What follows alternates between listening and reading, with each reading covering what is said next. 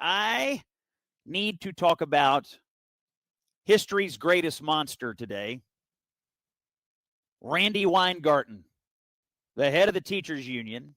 You remember Randi Weingarten.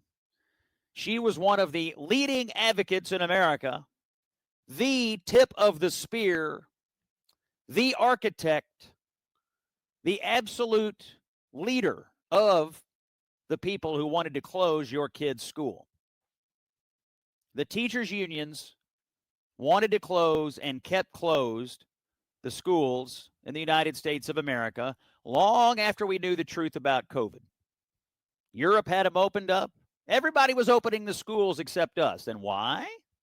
Because of Randi Weingarten. There's an article in the New York Times this week. I'm going to read it to you. The headline, it's funny, years later, when the New York Times comes to the realization of something that we all knew at the time, it's funny to me when it takes them like 5 years to come to the same realization. But better late than never. The New York Times headline, Youth Mental Health Improved When Schools Reopened. Study finds. Oh, you don't say. 9 months after schools reopened, the probability that a child would be seen by a mental health provider was reduced by 43%. We opened the schools and the kids were much, much better off mentally and from an education perspective. Now, the reason I am talking to you about this today is that Randi Weingarten retweeted this article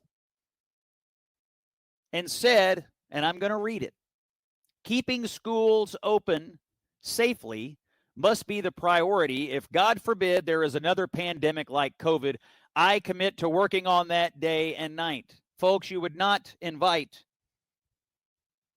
the arsonist who burned down your house over for a fire safety demonstration once you rebuild it. That is what Randi Weingarten is proposing.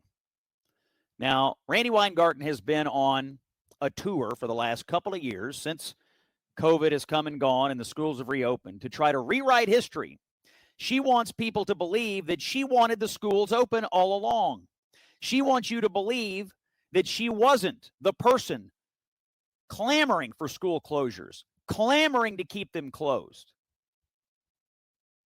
She is constantly rewriting history, misrepresenting her positions.